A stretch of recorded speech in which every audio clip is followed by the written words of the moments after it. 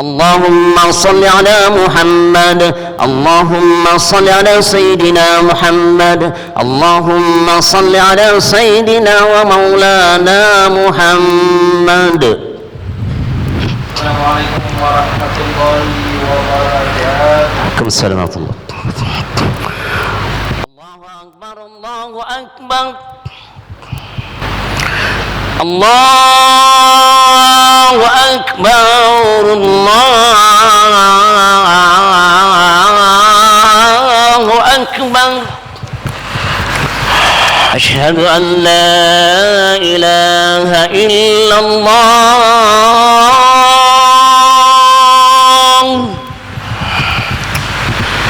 أشهد أن لا إله إلا الله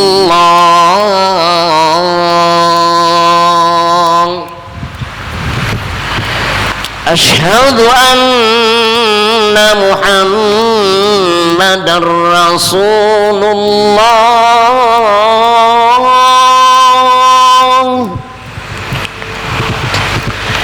أشهد أن محمدًا رسول الله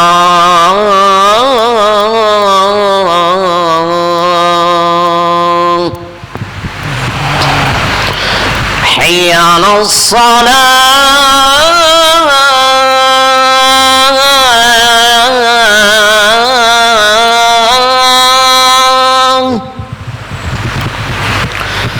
حي على الصلاة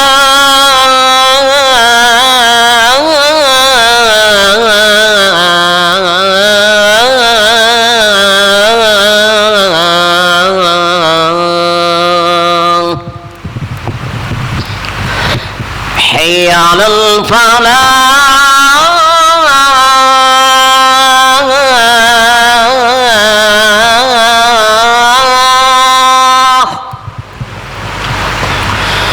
حي على الفلاح.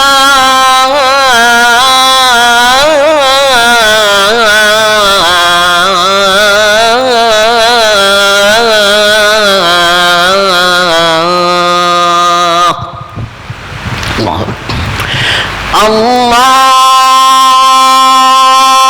أكبر الله أكبر لا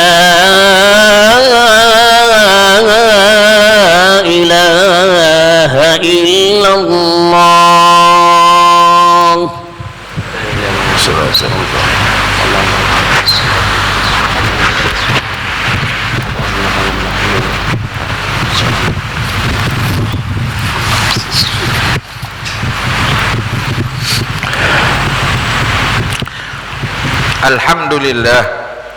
Alhamdulillah alladzi arsala rasulahu bil huda wa dinil haqq basyiran wa nadhiran wa da'iyan ila Allah bi idzni wa sirajan munira wa asyhadu an la ilaha illallah wahdahu la syarika lah wa asyhadu anna sayyidana Muhammadan abduhu wa rasuluh wa safiyullah min khalqihi wa habibu wa imamul anbiya'i wa sayyidul mursalin. Allahumma salli ala sayyidina Muhammad wa ala alihi wa sahbihi wa sallim tasliman katsira. Amma ba'd, fa ya ibadallah ittaqullaha haqqa tuqatih wa la tamutunna illa wa antum muslimun. Saudara-saudaraku sidang Jumat yang dirahmati Allah, marilah kita panjatkan setinggi-tinggi kesyukuran ke atas nikmat keimanan dan keamanan yang telah dikurniakan kepada kita. Pada saat-saat yang penuh dengan keberkatan, kita bermohon semoga Allah Subhanahu wa taala menjadikan kita orang yang terus bertakwa kepadanya serta berupaya untuk terus melaksanakan segala perintahnya dan menjauhi segala larangannya. Moga dengan demikian kita tergolong di kalangan hamba-hamba yang memperolehi kejayaan di dunia dan di akhirat. Allah Subhanahu wa taala berfirman, A'udzu billahi minasyaitonir rajim. Walaula daf'ullahi an-nasa ba'dahum bi ba'din la fasadatil ard walakinnallaha dzu fadlin 'alal 'alamin. Seandainya Allah tidak menolak keganasan sebahagian umat manusia dengan sebahagian yang lain, pasti rosaklah bumi ini. Tetapi Allah Subhanahu wa taala mempunyai kurniaan yang dicurahkan ke atas semesta alam. Surah Al-Baqarah ayat 251.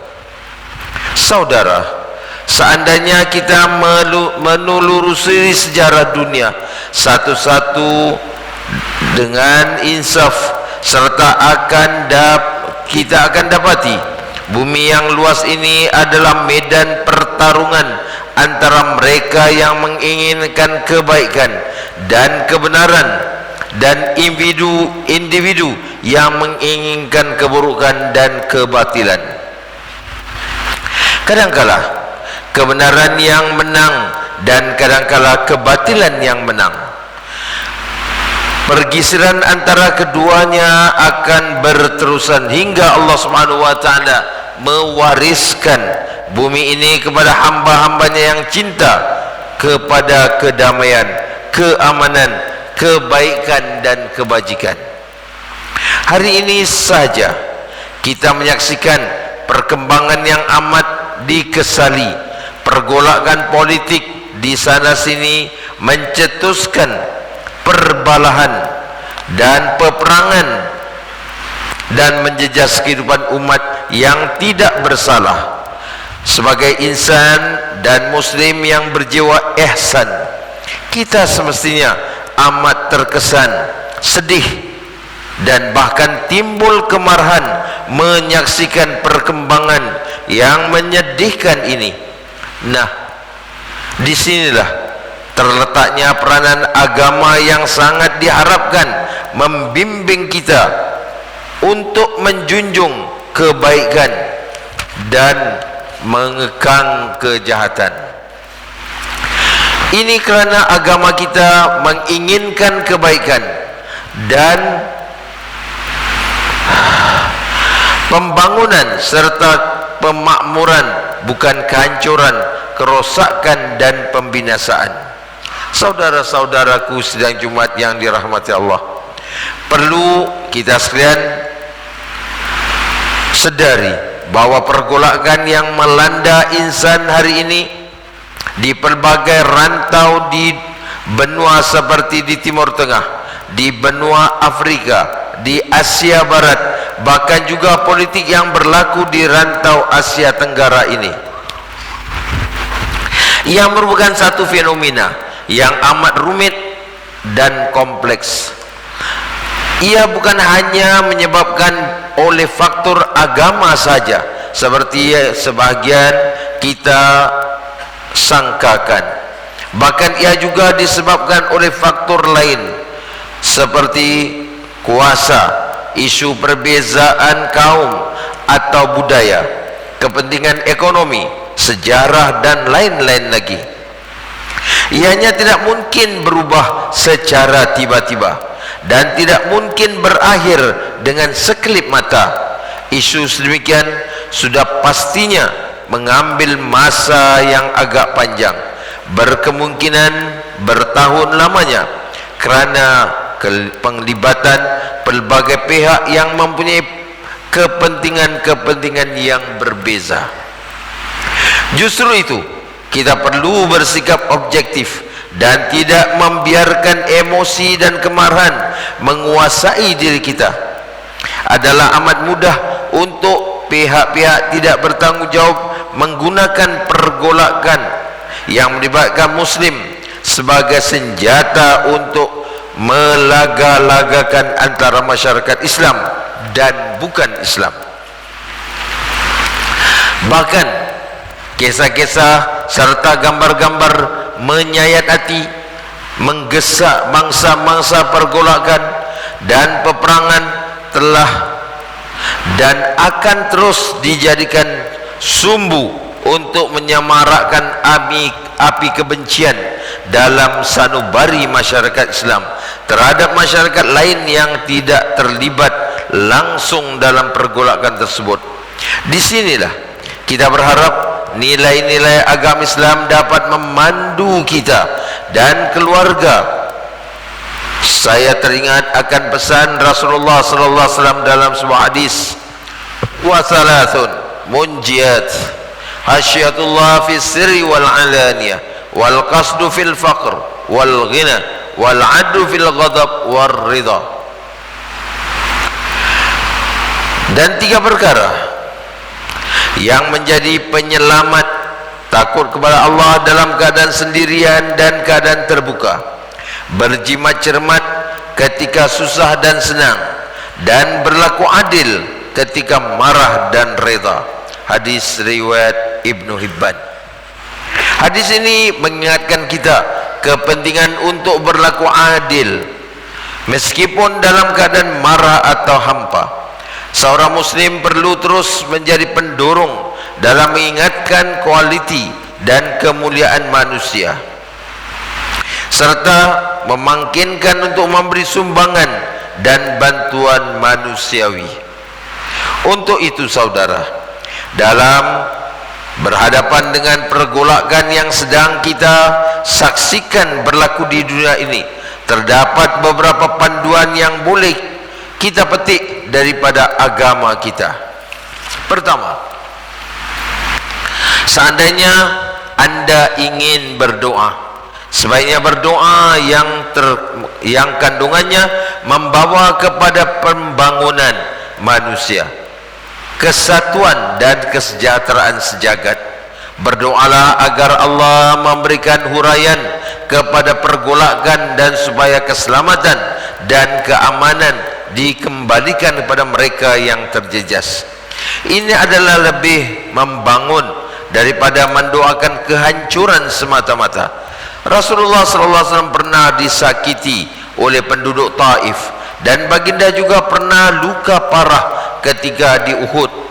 Namun ucapan yang keluar dari bibir baginda adalah ucapan murni yang menginginkan kebaikan buat semua.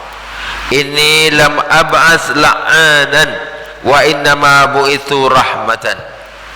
Rasulullah SAW menegaskan, sungguhnya aku tidak diutuskan untuk menjadi pelaknat, dan tetapi aku diutuskan sebagai pembawa rahmat. Hadis riwayat Imam Muslim. Pada riwayat Imam Baihaqi, Nabi SAW mendoakan kebaikan untuk mereka, lalu berkata, Allahumma hdi qaumi fa innahum la ya'lamun.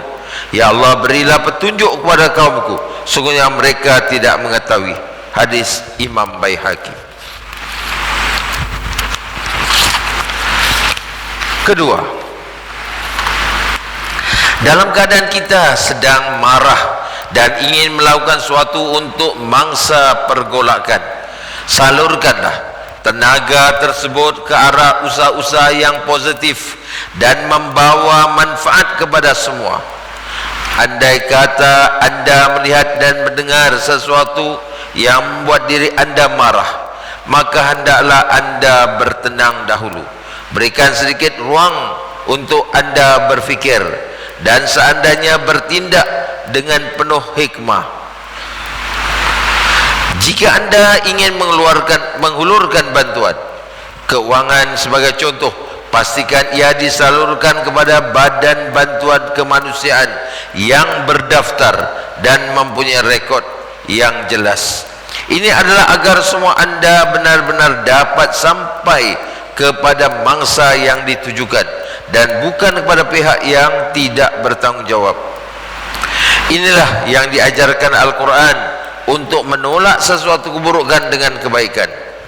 Firman Allah Subhanahu wa taala dalam surah Fussilat ayat 34, "Wala tastawil hasanatu walas sayyi'ah, idfa' billati hiya ahsan, fa idzal ladzi bainaka wa bainahu adawatun ka'annahu waliyyun hamim." Dan tidaklah sama kesan dan hukumnya perbuatan yang baik dan perbuatan yang jahat. Tolaklah kejahatan yang ditujukan kepadamu dengan cara yang lebih baik. Apabila anda berlaku demikian, maka orang yang menaruh rasa permusuhan terhadapmu dengan serta-merta akan menjadi seolah-olah seorang sahabat yang karib. Surah Fussilat ayat 34. Kedua, seandainya anda merasa marah dengan setengah pihak disebabkan kezaliman mereka, janganlah sampai sifat marah tersebut membentuk pandangan, keputusan dan tindakan anda terhadap semua orang yang berkongsi agama, bangsa maupun negara dengan mereka. Sementara kita tidak suka sekiranya orang menggelar kita pengganas disebabkan perbuatan terkutuk segelintir individu yang mengaku muslim.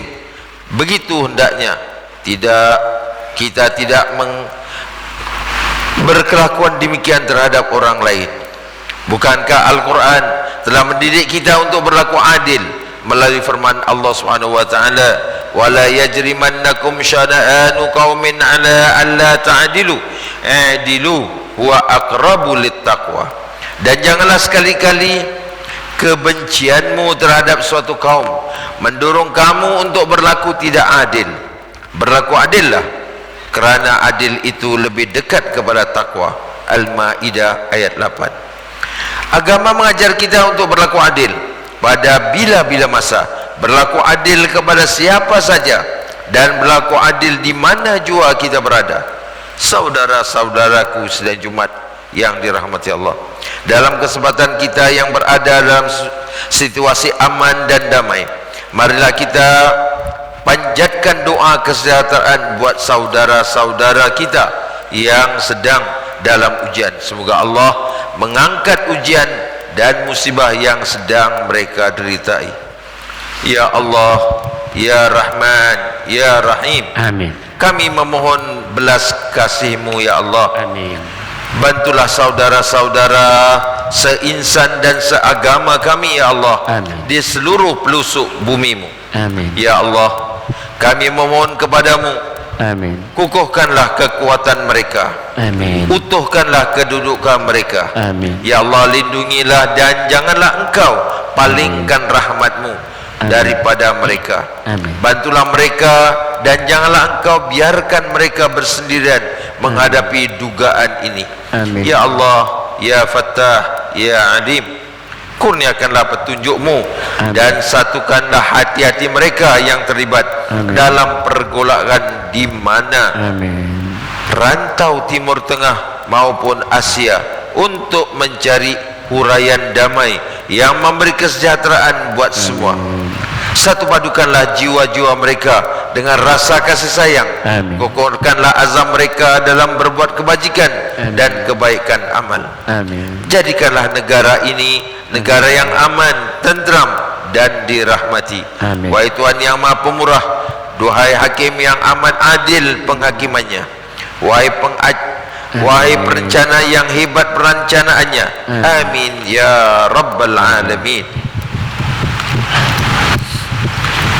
Barakallahu li wa lakum fil Qur'anil azim, wa nafa'ani wa iyyakum bima fihi minal ayati wa dzikril hakim, wa taqabbala minni wa minkum tilawatahu innahu was-sami'ul alim. Aqulu qawli hadza wa astaghfirullahal azim li wa lakum wa li sa'iril muslimina wal muslimat wal mu'minina wal mu'minat fastaghfiru fa ya fawzal mustaghfirin wa ya najatat taibin. آمين يا موفق الطائعين وفقنا لطاعتك أجمعين وتب علينا وعلى المسلمين واغفر ذنب من يقول أستغفر الله العظيم أستغفر الله